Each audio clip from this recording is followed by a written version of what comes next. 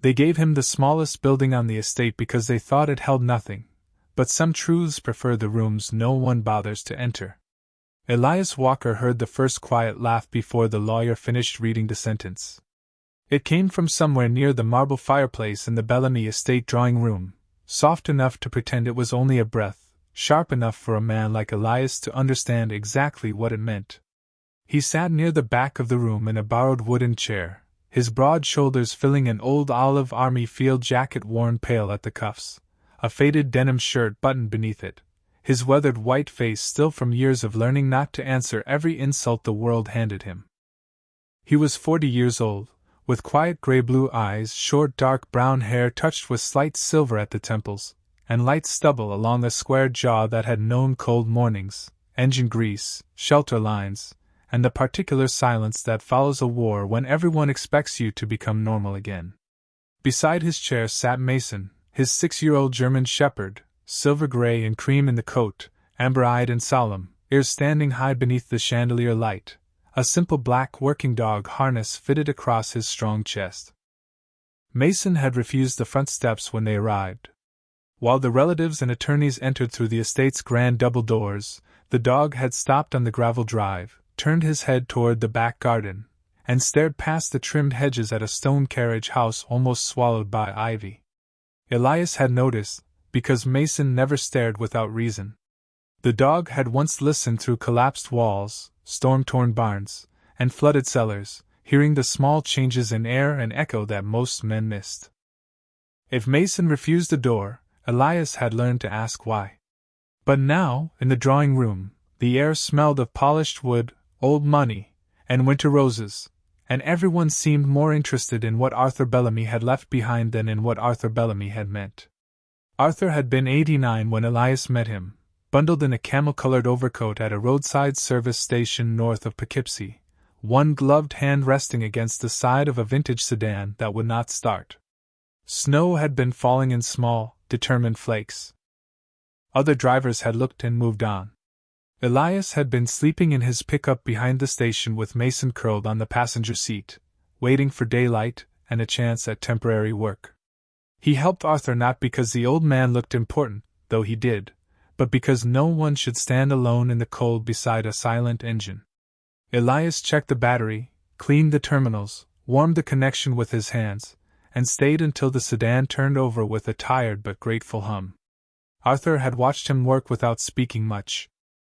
Before leaving, he had looked at Mason, then at Elias, and said, "A man who stops in weather like this usually knows what it means to be left outside."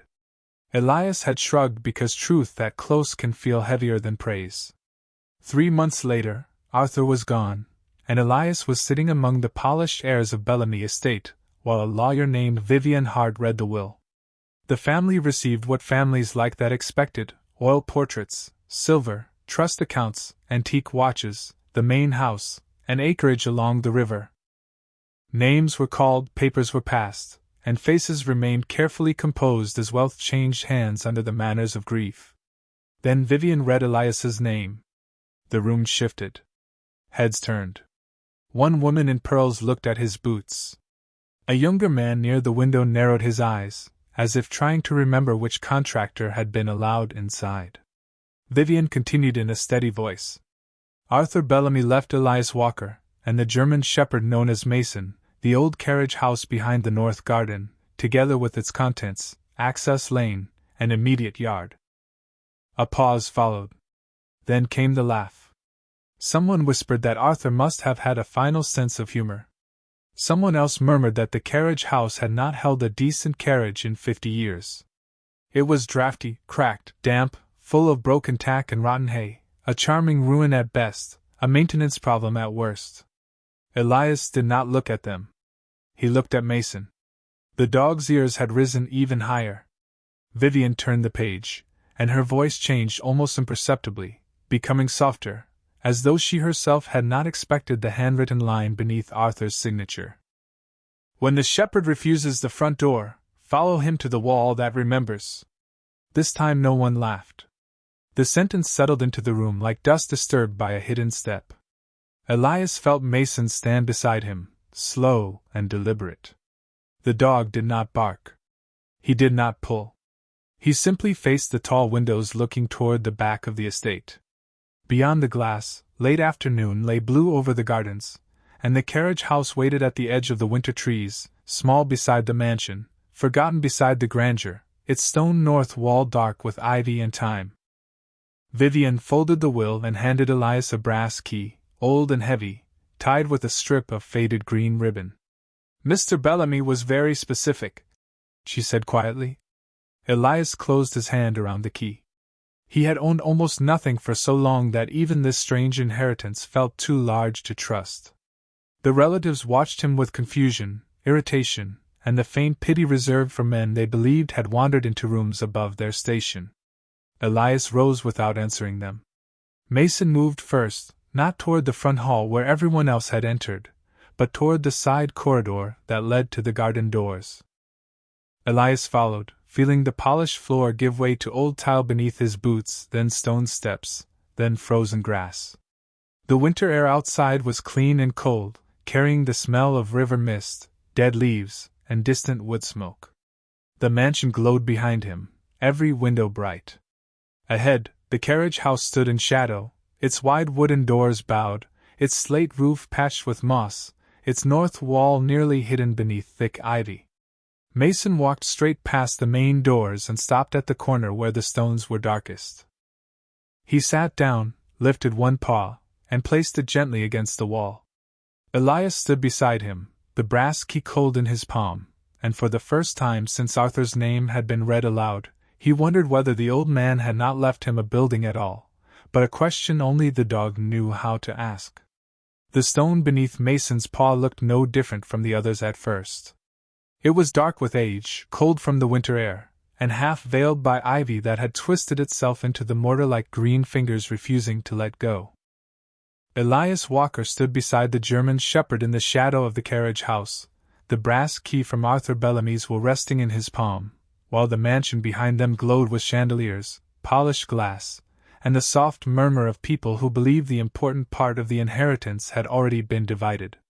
Snow from the morning still clung to the edges of the garden path.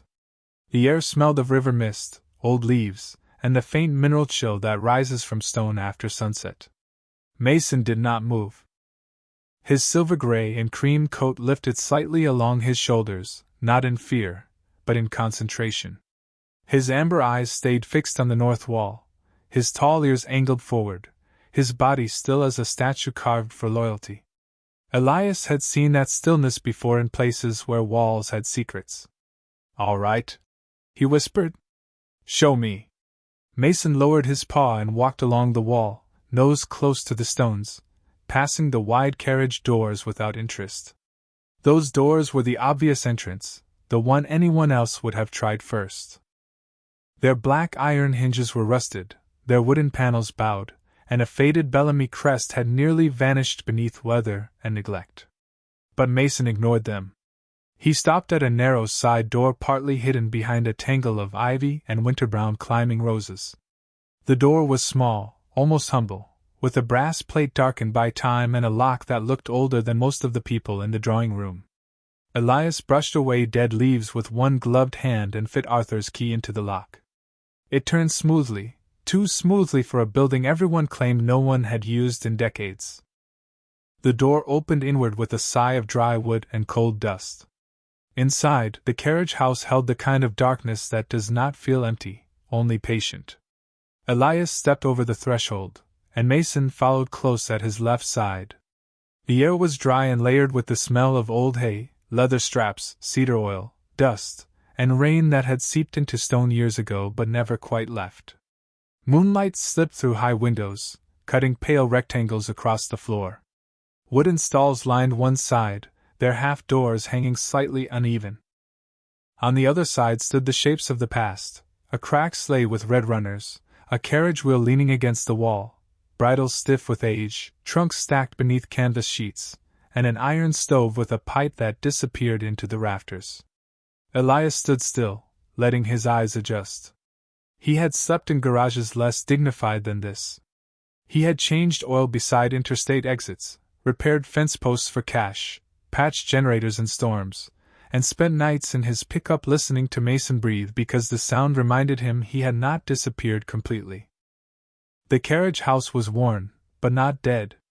It had bones. It had silence. It had waited. From outside came the faint laughter of the Bellamy relatives leaving the mansion for their cars, their voices drifting across the garden like perfume over cold dirt. Elias did not turn. He walked deeper inside, boots making soft sounds on the packed floorboards. Mason moved ahead to the north wall again. This side of it was different. The stones here were partly covered by old wooden paneling, the kind once used to protect the wall from shifting tack and tools. A row of brass hooks held cracked leather reins. Beneath them sat a long workbench with jars of nails, horseshoe blanks, a stiff brush, and an oil lamp with cloudy glass. Mason stopped before the bench and sat. Elias lifted the lamp, found oil still inside, and after several careful tries, coaxed a small flame to life. Warm gold spread across the wall. That was when he saw the mismatch. Most of the stonework had aged into soft grays and browns, but a rectangular section near the floor held stones a shade darker, fitted too neatly, the mortar smoother than the rest. Elias crouched and ran his fingers along the seams. "You saw this from outside," he said softly. Mason gave one quiet breath. Elias pulled the workbench back inch by inch, careful not to scrape the floor too loudly. Behind it, carved into the lowest wooden panel, nearly hidden under dust, was a small symbol, a riding crop crossed with a bellflower. Not a Bellamy crest. Something else. He touched it, and the panel shifted faintly. There was a hollow behind it. Before he could look closer, footsteps sounded outside the small side door. Elias stood. Vivian Hart, the lawyer, appeared in the doorway wrapped in a dark wool coat, her silver hair pinned low, her expression unreadable. "I thought I might find you here," she said. Elias did not answer at first. He had learned that people with paperwork could either open doors or close them. Vivian stepped inside slowly, looking around the carriage house with an emotion that did not match the formal calm she had shown in the drawing room. "Arthur asked me to give you time," she said. "But he also asked me to make sure no one removed anything from this building before you understood what you had." Behind her, the mansion lights glowed through the open door, distant and unreal. Elias looked back at the hidden panel. "Did you know?"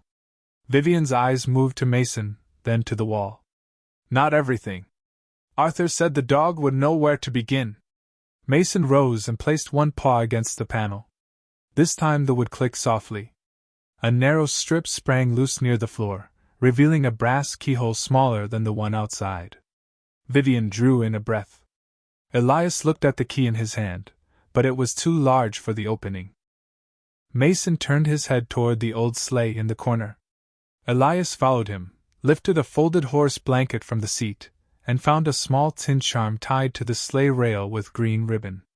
Inside the charm was a second key, thin and delicate, its bow shaped like a bellflower. Vivian whispered, "Clara." The name barely reached the air, but the carriage house seemed to hear it. Elias turned toward her. "Who was Clara?" Vivian looked at the north wall, then at the old riding gear, the sleigh, the hidden panel, and finally at the dog standing exactly where Arthur had trusted him to stand. "Someone the Bellamy family preferred not to remember," she said. Elias slid the delicate key into the hidden lock. It turned with a soft click, and the darker stones behind the panel loosened just enough for a thin line of shadow to appear. Mason stepped back, calm and certain. Elias placed both hands against the cold stone and pushed gently.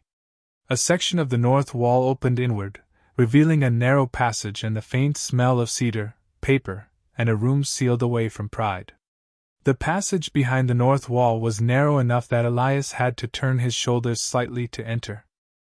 Mason stepped through first, calm and deliberate, his black working dog harness brushing the old stone, his silver-gray and cream coat catching the glow from Vivian's oil lamp.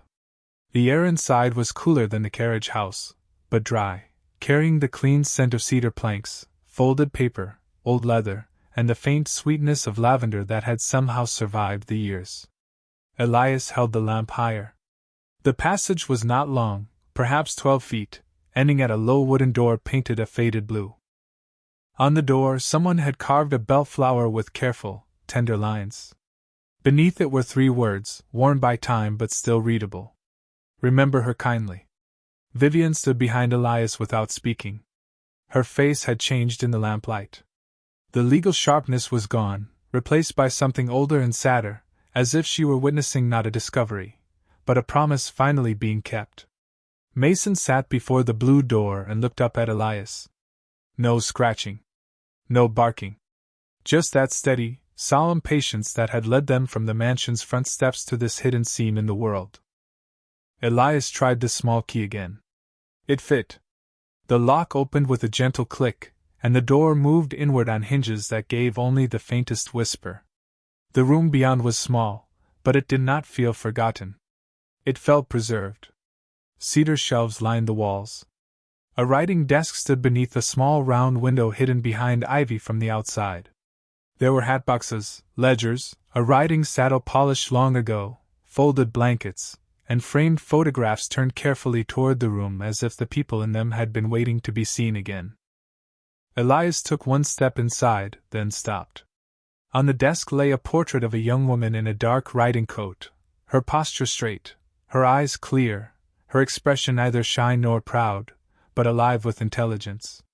Beside her stood a younger Arthur Bellamy, not the fragile old man Elias had met at the service station, but a lean young man with wind-tossed hair and a smile that seemed unguarded in a way great houses often teach people to lose. The woman's hand rested on the neck of a chestnut horse, and Arthur's hand rested lightly on the carriage rail beside her, close but respectful. On the silver frame, engraved in small letters, was the name Clara Reed. Vivian's voice came softly from the doorway. Her father managed the stables. Her mother kept the garden accounts. Clara grew up here, but she was never treated as belonging to the house.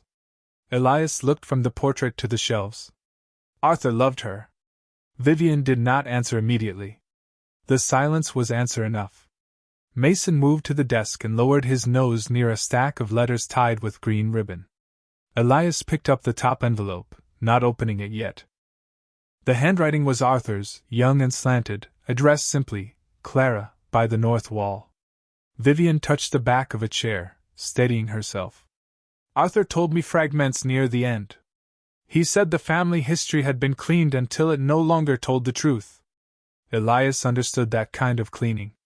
It happened to people too.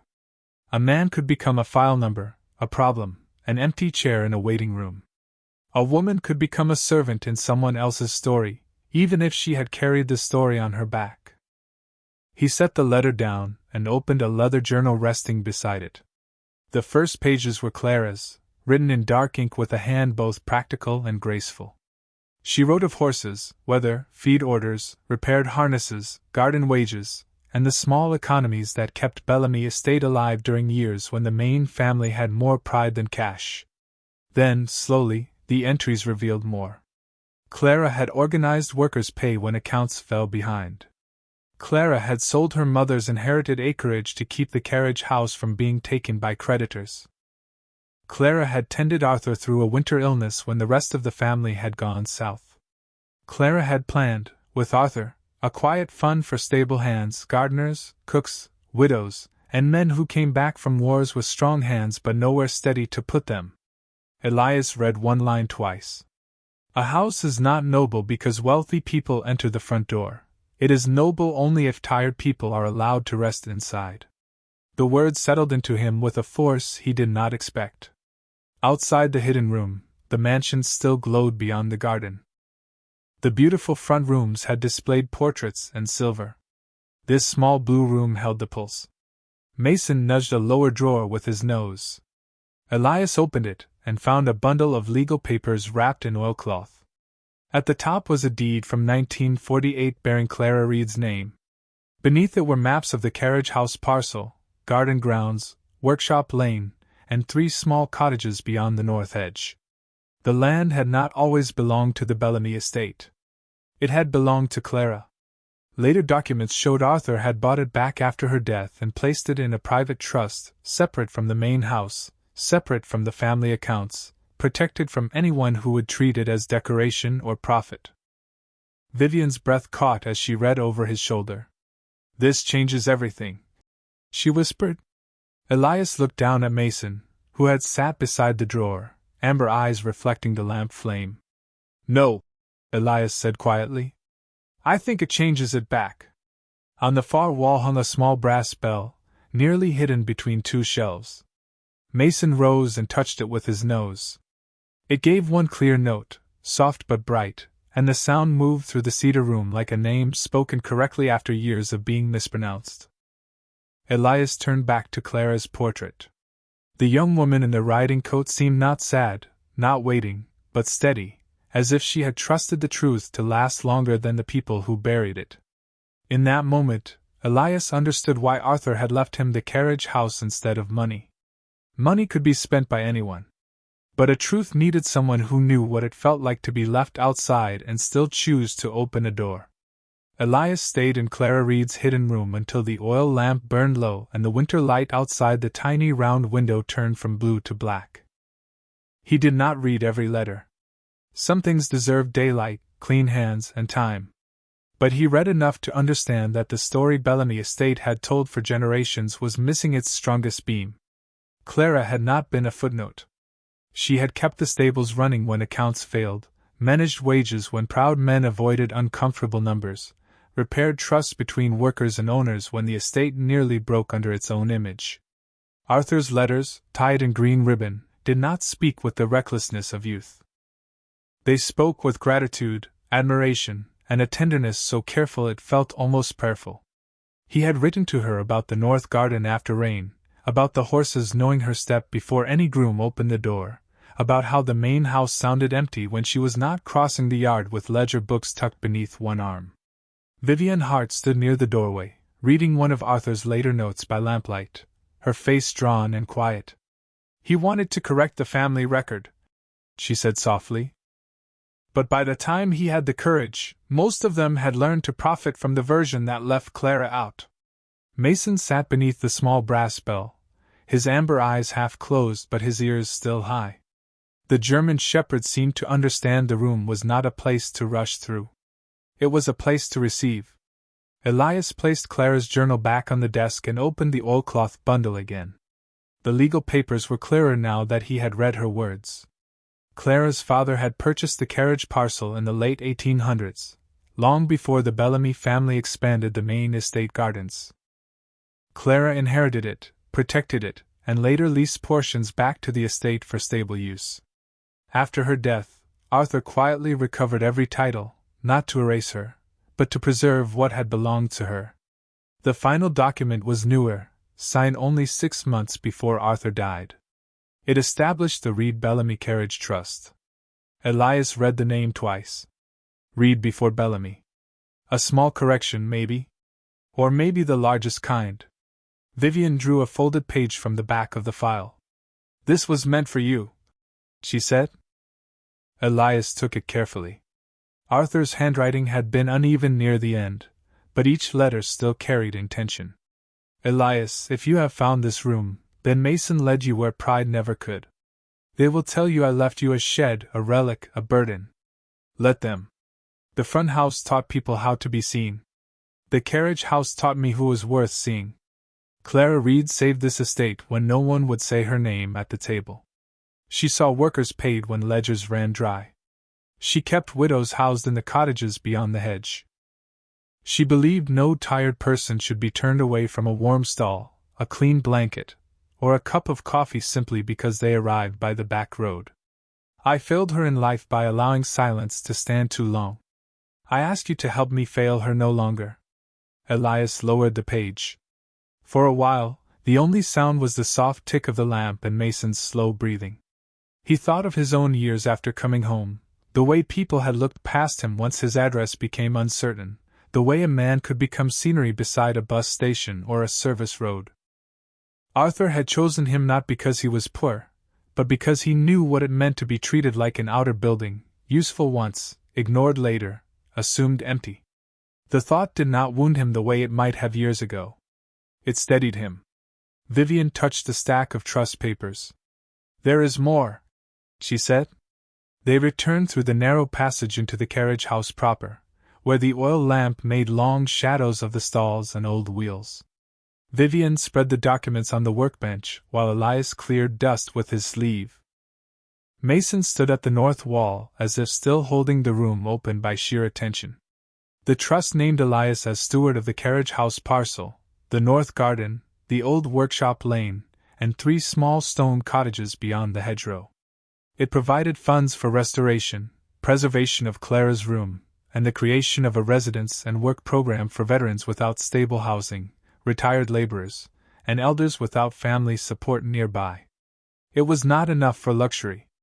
Arthur had not intended luxury. It was enough for heat, repairs, beds, a kitchen, tools, legal protection, and a small staff if Elias accepted. The condition, written in Arthur's own words, was simple. Clara Reed's name must be restored to the north wall, and Mason shall be named first guardian of that wall. Elias looked at the dog.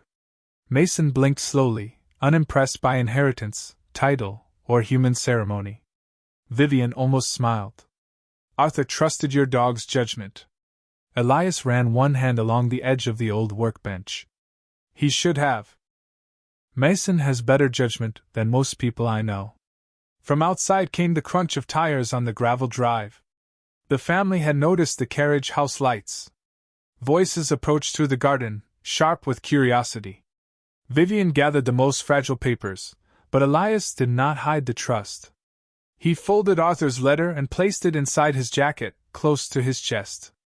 The side door opened, and several Bellamy relatives stepped in, led by a tall man in a wool coat named Preston Bellamy, who had received much of the main house furniture and none of Arthur's humility.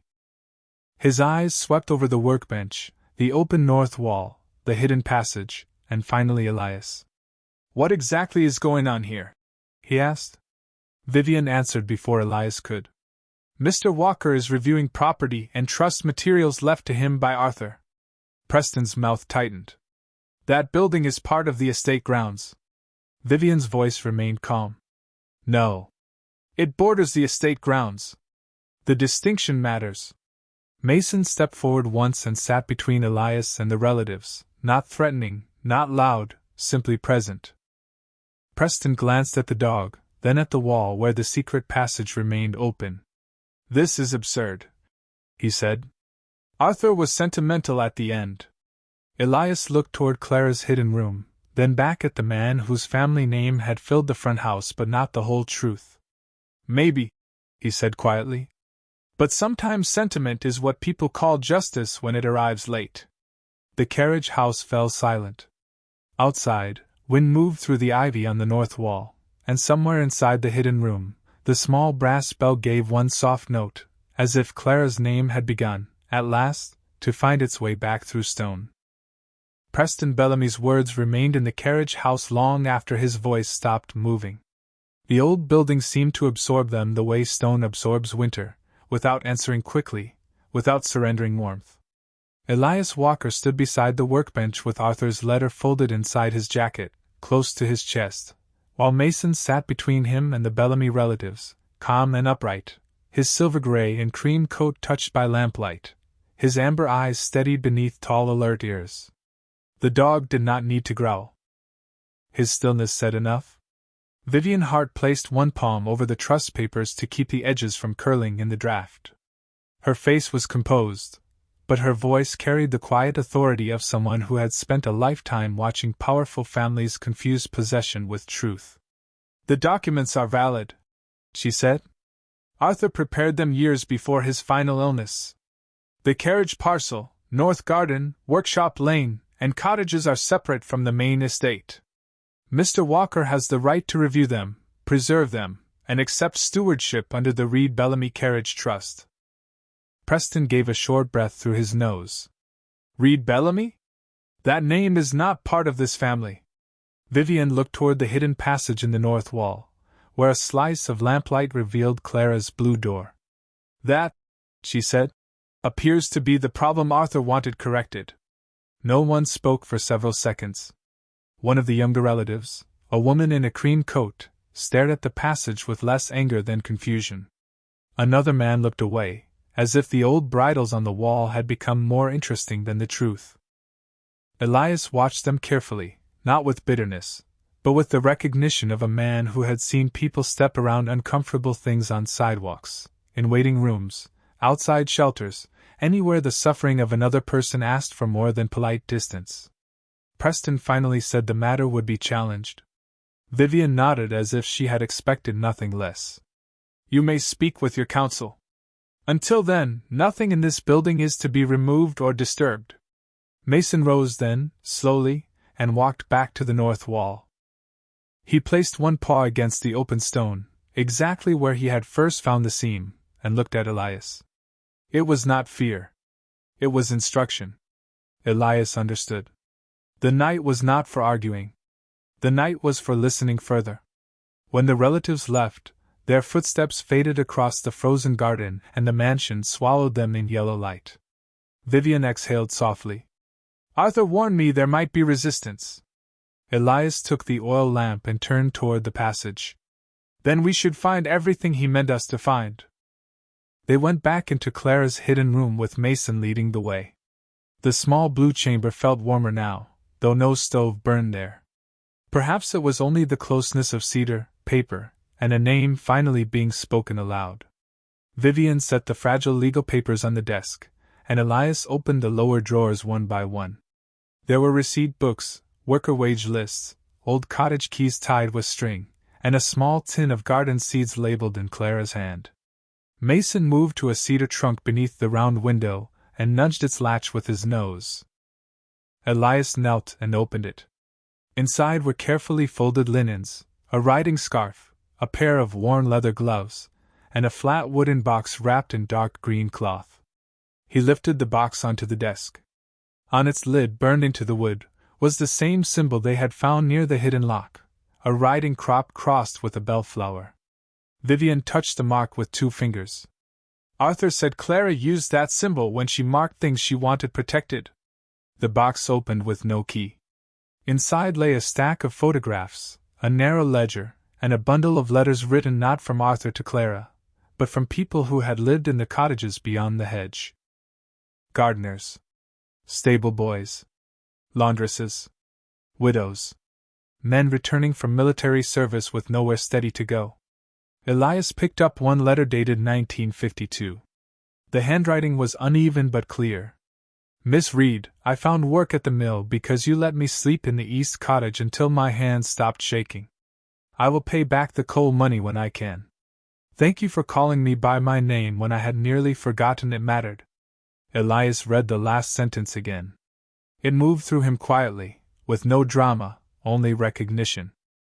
Vivian opened the narrow ledger. Clara had recorded every person helped, every meal provided, every repair made, not as charity given from above, but as accounts of dignity restored. Besides several names, Arthur had added later notes in older handwriting. Found steady work. Reunited with sister. Returned each Christmas with apples. Buried beneath those notes was a map of the north garden showing the 3 cottages, the workshop lane, a pump house, and a carriage yard large enough to become something useful again. At the bottom, Clara had written a line that seemed to gather the whole hidden room into one breath. If they will not let kindness through the front door, build a back door wide enough for mercy. Elias looked up from the page. He thought of his pickup parked far beyond the mansion's warmth, of nights when he had chosen the far edge of lots so no one would ask him to move until morning. He thought of Arthur in the snow at the service station, seeing more than a worn jacket and muddy boots. He thought of Mason, who had refused the grand entrance because truth was waiting by the wall no one honored. This was already a haven, he said. Vivian nodded. Arthur wanted it to become one again. Near midnight they carried the most important papers to the workbench in the carriage house and placed them beneath canvas to keep the dust off. Vivian made a list for the county clerk, the historical society, and the trust court. Elias checked the cottages from the outside by lantern light. They stood beyond the hedge, small stone buildings with dark windows, moss along the roofs, and doors that had not opened in years. They were worn, but not ruined. The workshop still smelled faintly of oil and pine shavings. The pump handle moved stiffly but moved. Mason walked the lane between them all, stopping once before the middle cottage, where he sat and looked back at Elias with quiet certainty. A future can sometimes feel like a command when it arrives. By the time Vivian left, the mansion had gone mostly dark. Elias returned to the carriage house and spread his blanket near the old iron stove. Mason lay beside the north wall, head on his paws, guardian already in everything but ceremony. Elias did not sleep right away. He listened to the building settle, to the ivy scrape softly against stone, to the distant river wind passing through the garden. For the first time in years, he was not listening for someone telling him to leave. He was listening to a place asking him to stay. Just before dawn, the small bell in Clara's hidden room rang once, faint and clear through the wall. Mason opened his eyes but did not rise. Elias smiled into the darkness. Some names did not need to be shouted to return. Some only needed one faithful dog, one forgotten room, and one tired man willing to keep the back door open. Morning came to the carriage house in thin silver layers, first through the high windows, then across the old workbench, then along Mason's back where he slept beneath the north wall like a sentinel carved from warmth and loyalty. Elias Walker opened his eyes before the sun had fully cleared the trees. For a moment, he forgot where he was. He expected the cramped cab of his pickup, the stiff ache in his neck, the cold taste of gas station coffee, the quiet question of where he would be allowed to park that night. Instead, he smelled cedar dust, old leather, river mist, and the faint smoke of the iron stove he had coaxed alive before dawn.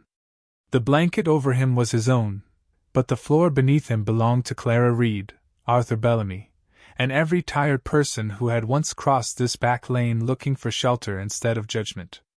Mason lifted his head when Elias sat up. The German shepherd's silver-gray and cream coat caught the early light, his amber eyes calm and alert, his tall ears already listening through the stones. Elias reached out and rested a hand on the dog's black working harness. "Still here," he murmured. Mason blinked once, as if the answer had never been in doubt. By 8 o'clock, Vivian Hart returned with coffee, a box of files, and a county clerk named June Mallory, a practical woman in her 60s with wire-rimmed glasses and boots muddy from walking the garden path. June carried no airs into the carriage house. She touched the north wall, looked at the open passage, and said, "Well, I suppose old buildings do get tired of keeping secrets." Elias liked her immediately. Vivian laid the trust papers across the workbench, weighing the corners with horseshoes from an old bin. June reviewed the deeds, parcel maps, and trust documents with a pencil tucked behind one ear. She worked in silence for nearly 20 minutes while Elias stood near the stove and Mason sat beside him, both waiting the way men and dogs wait when the next word can change a life. At last, June tapped one page.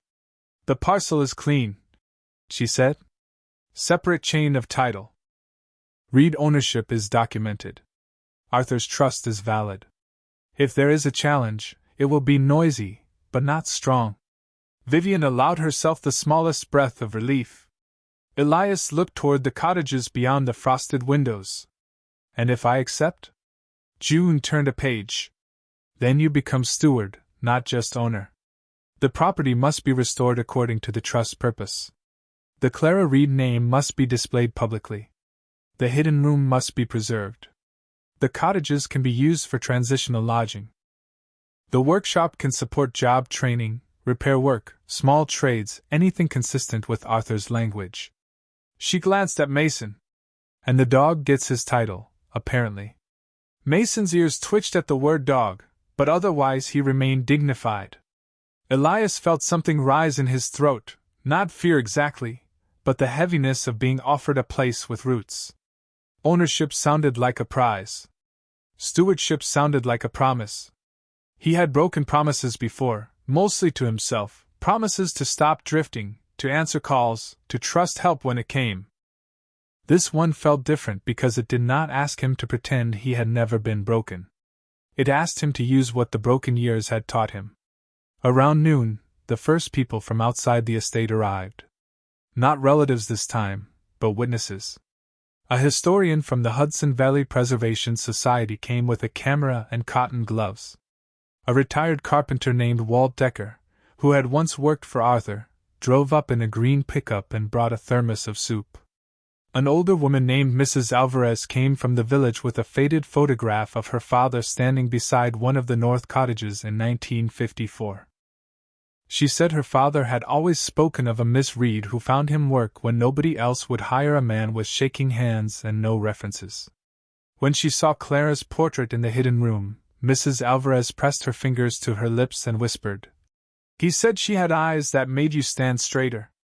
Elias stood back while the historian documented the room. He watched people enter differently than the Bellamy relatives had entered. They lowered their voices. They asked before touching. They read Clara's words and grew quiet, not because the room was grand, but because it was honest. Mason stayed near the blue door, greeting each person with a slow wag of his tail, then returning to his post beneath the small brass bell. By late afternoon, Vivian asked Elias to sign the preliminary acceptance papers. She placed them on the workbench where Clara's wage ledgers had rested the night before. The pen felt strangely small in Elias's hand. He read the first page, then the second, then the line where his name appeared as steward of the Reed Bellamy Carriage Trust. Steward. The words seemed to contain the carriage house, the cottages, the garden, Arthur's regret, Clara's courage, Mason's listening heart, and every person who might one day arrive by the back road needing heat, work, coffee, or simply to be called by name. Elias signed. Vivian signed as witness. June notarized the page. Walt Decker cleared his throat and pretended to study the rafters. Mrs. Alvarez quietly crossed herself, not for ceremony, but for gratitude. At that moment, the little brass bell in Clara's room rang once. No one touched it. No one spoke. Mason lifted his head but did not seem surprised. The sound moved through the carriage house, clear and gentle, then faded into the old beams. June looked at Vivian. "I am putting nothing about that in the record," she said softly. Everyone laughed, and the laughter did not break the holiness of the moment. It warmed it. As evening settled, Elias walked the property line with Mason. The north garden slept under frost. The cottages stood in a row beyond the hedge, small and patient, their stone walls rough but solid. The workshop door stuck at first, then opened to reveal benches, hand tools, jars of screws, and windows facing west toward the river. Elias could see it now, not clearly, but enough, one cottage with a clean bed and wool blankets, one with a desk for letters and job forms, one with a small kitchen where old men could make coffee before sunrise. The workshop alive with the sound of sanding, fixing, mending, the garden cleared for vegetables, Clara's name carved into the north wall where ivy had hidden her too long. He stopped beside the middle cottage, where Mason had sat the night before. The dog placed his paw on the threshold. Elias smiled faintly. "You picking this one first?" Mason looked at him with amber certainty. Elias opened the door. Inside, the room was cold and empty except for a narrow bed frame, a cracked mirror, and sunlight fading across the floorboards. But in that fading light, Elias did not see emptiness. He saw a beginning. He had spent years asking for a place to sleep. Now he had been given a place to make room for others. Perhaps that was how grace worked when it did not want to embarrass a man. It arrived disguised as responsibility, carrying an old key, a hidden name, and a dog who knew which wall had been waiting. By the second week, the carriage house no longer felt like a secret discovered by accident. It felt like a workshop of quiet restoration, waking board by board, name by name, under the winter light of Hudson Valley. Elias Walker rose before dawn each morning from his blanket near the old iron stove, his weathered white face softened by firelight, his quiet gray-blue eyes still carrying old roads, but no longer searching for the next place to disappear. His short dark brown hair, touched with slight silver at the temples, was usually dusted with sawdust by noon, and the light stubble along his square jaw caught the cold when he worked outside. He still wore the worn olive army field jacket over the faded denim shirt, still moved with the broad-shouldered steadiness of a man trained to repair what others thought beyond saving, but something in him had begun to settle. Mason noticed first. The German shepherd followed him from the north wall to the cottages, from the workshop lane to the garden pump, silver gray and cream coat bright against frost, amber eyes watchful, tall ears turning toward every creak of old wood and every human voice entering the property. The simple black working dog harness across Mason's chest had become familiar to everyone who came through the back gate. Walt Decker brought lumber and taught Elias which carriage beams could be saved. Mrs. Alvarez brought soup and old stories about workers who had once lived beyond the hedge. June Mallory filed copies of the trust and parcel maps at the county office, then returned on Saturday with gloves and a broom as if paperwork were only the beginning of duty. Vivian Hart handled the Bellamy challenge with calm precision, but even she spent an afternoon cataloging Clara's letters in cotton gloves, her lawyer's coat folded over a stall door while dust softened the edges of her formality. The Bellamy relatives did not vanish. Preston's attorney sent polite objections. A cousin wrote that Arthur had been misled by nostalgia.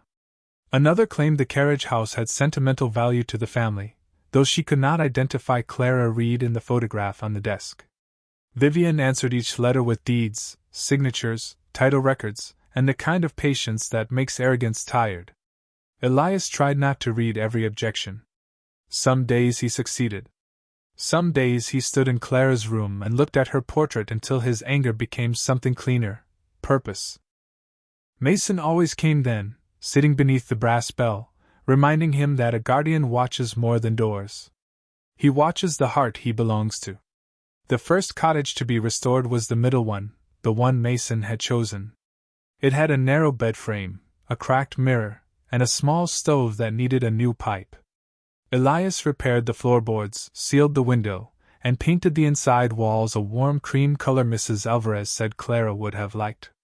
Walt built a shelf from reclaimed cedar. June found 2 wool blankets from a church drive. Vivian arranged for the trust to purchase a mattress, lamp, kettle, and a sturdy writing desk. When everything was ready, the cottage still looked simple, but simple can feel royal to someone who has not had a door of his own. Its first guest arrived on a gray afternoon when the river mist hung low over the garden. His name was Raymond Price, a 73-year-old retired groundskeeper who had worked seasonal jobs across the valley until his knees began refusing ladders and long walks. He came with 1 duffel bag, a grocery sack of medicine bottles, and the guarded politeness of a man who expected every favor to have a hidden edge. Elias met him at the carriage lane with Mason at his side. Raymond looked at the dog first. "He the one they are talking about?" he asked. Elias glanced down. Mason sat straight, ears high, expression solemn. "Depends what they are saying." Raymond's mouth twitched. "That he found a lady the rich folks misplaced." Elias opened the cottage door. Warm air touched the cold afternoon. "Then yes," he said. "That is him." Raymond stepped inside and went still. His hand tightened around the strap of his duffel bag. The room held a made bed, a lamp glowing on the desk, a folded quilt, and a small card on the pillow with Clara Reed's name printed at the top. Beneath it, in Elias's handwriting, were the words, "Rest here. You are expected." Raymond read the card twice. He did not cry. He only sat carefully on the edge of the bed and removed his cap. Mason walked in after him and rested his chin lightly on Raymond's knee. The old man looked down, and the hardness in his face eased by 1 degree, which was enough. That evening, as snow began to fall again, Elias stood in the carriage house doorway watching lamplight glow from the middle cottage. The mansion was visible through the trees, grand and distant, but for once it seemed smaller than the back lane. In Clara's room, the historian had placed protective covers over the journals. On the north wall, Walt had cleared away enough ivy to reveal clean stone where Clara's name would be carved. In the workshop, fresh tools waited on the bench. Nothing was finished. The trust still faced objections. The roof still needed work. The garden was asleep under frost. But inside the restored cottage, 1 tired man had a warm bed, and sometimes 1 warm bed is enough proof that a promise has begun keeping itself. Mason leaned against Elias's leg, steady and warm. From the hidden room behind the wall, the small brass bell gave one soft note, so faint it might have been wood settling or wind moving through ivy. Elias did not question it any more. Some sounds are not meant to be explained. Some are only meant to remind a man that the smallest house on an estate can become the first place where forgotten people are welcomed by name. By late winter, Clara House had become a name people spoke carefully at first, then warmly, as if the syllables themselves had been waiting for permission to belong in the valley. The old carriage house still carried the marks of its age, but they no longer looked like neglect. They looked like history being allowed to breathe. The north wall had been cleaned by hand, stone by stone, until the hidden seam became visible in the soft afternoon light, and there, beside the restored passage to Clara Reed's blue room, Walt Decker carved her name into a smooth limestone block: Clara Reed, keeper of the back door. Elias Walker stood beside him as the final letters were brushed clean, his weathered white face quiet, his gray-blue eyes fixed on the name, his short dark brown hair touched with slight silver at the temples, his light stubble catching the cold, his broad shoulders wrapped in the worn olive army field jacket over the faded denim shirt he still wore most days.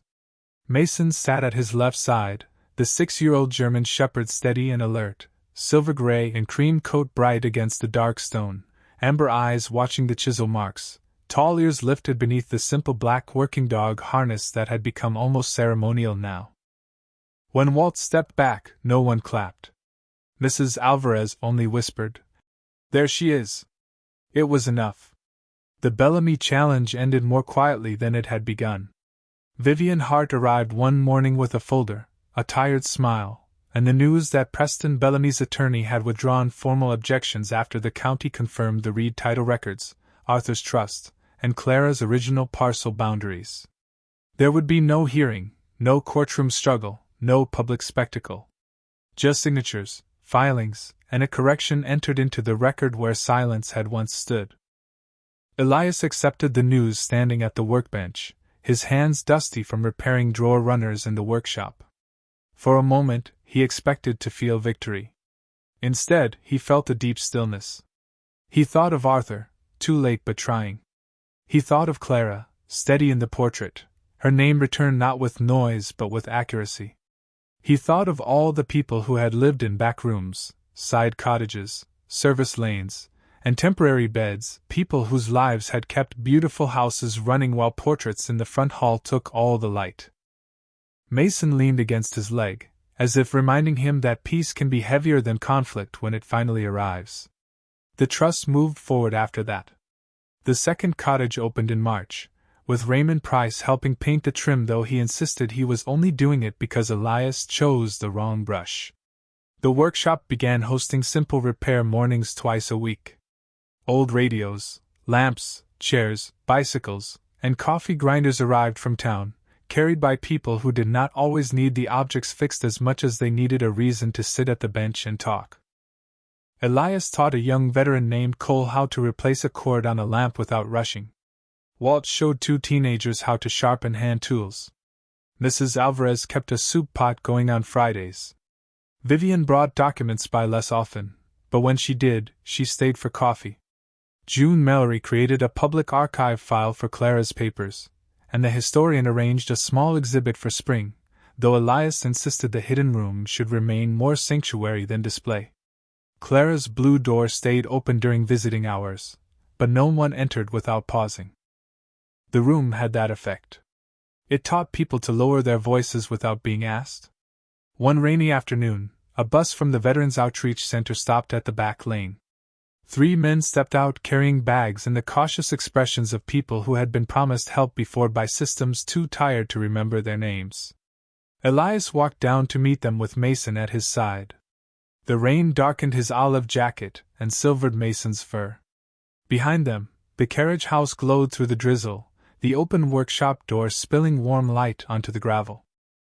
Elias introduced himself simply, not as owner, not as director, not as anyone above them. "I am Elias," he said. "This is Mason. We have coffee inside." One of the men, younger than Elias but with older eyes, looked past him toward the mansion rising behind the trees. "That place yours too?" Elias turned and saw the grand house through the rain, pale and distant, watching like an old story that no longer knew how to end itself. He shook his head. "No," he said. "We are the back road." The man looked at him, then at Mason, then at the carved stone on the north wall. Something in his shoulders loosened. Inside, Raymond had already set mugs on the table. That evening, the carriage house held voices that did not have to explain themselves. Rain tapped the slate roof. The stove warmed the old stones. Mason moved from chair to chair, accepting quiet hands on his head, then returned to his place beneath Clara's name. Elias watched the room and understood that Arthur's inheritance had never been about proving the mansion wrong. It had been about proving the back door right. After supper, Vivian asked Elias to come to the hidden room. On Clara's desk lay one final envelope found behind the drawer during restoration, addressed in Arthur's late handwriting to whoever made the house useful again. Elias opened it with care. Inside was a short note and a small photograph of Clara standing before the north wall, one hand on a stable boy's shoulder, the other holding a lantern. Arthur had written only 2 lines. "If this place is warm again, then I have finally kept my promise. Let her name be the first light people see when they enter by the road that saved me." Elias carried the photograph back to the carriage house and placed it on the mantel above the stove, where everyone could see it. Mason rose, crossed the room, and sat beneath it. The small brass bell in Clara's room rang once, clear and gentle through the open wall. No one laughed. No one questioned it. Even the rain seemed to listen. Elias looked around at Raymond, Cole, Vivian, June, Walt, Mrs. Alvarez, and the 3 new arrivals warming their hands around coffee cups. He felt the old ache in him, but it no longer stood alone. It had been joined by purpose, and purpose is sometimes the first roof a wounded man learns to trust. The carriage house had been called small because people measured it from the mansion. But measured from the road, from the storm, from the cold hands reaching for a door, it was vast. By the time spring reached the Hudson Valley, Clara House no longer looked like the forgotten edge of someone else's estate. The ivy had been trimmed from the north wall, not removed entirely, but guided gently around the new limestone block where Clara Reed's name stood in clean, patient letters. The slate roof had been repaired. The carriage doors opened smoothly on restored hinges. The workshop smelled of cedar shavings, coffee, machine oil, and fresh bread from Mrs. Alvarez's Friday kitchen table. Beyond the hedge, the 3 stone cottages glowed at night with lamps in the windows, each one simple, warm, and occupied by someone who had arrived by the back road carrying more weather than luggage. Elias Walker still woke early, but not because cold had pushed him out of sleep. He woke because the place had work for him, and for the first time in years, work did not feel like proof that he was allowed to remain. It felt like gratitude moving through his hands. He was still 40 years old, still a white man with a weathered face, quiet gray-blue eyes, short dark brown hair touched with slight silver at the temples, light stubble along a square jaw, broad shoulders under a worn olive army field jacket and a faded denim shirt. But the way he stood had changed. The old readiness to be dismissed had eased from his posture. He did not look like a man waiting for someone to tell him the room was not for him. He looked like a man who had finally learned which door was his to open.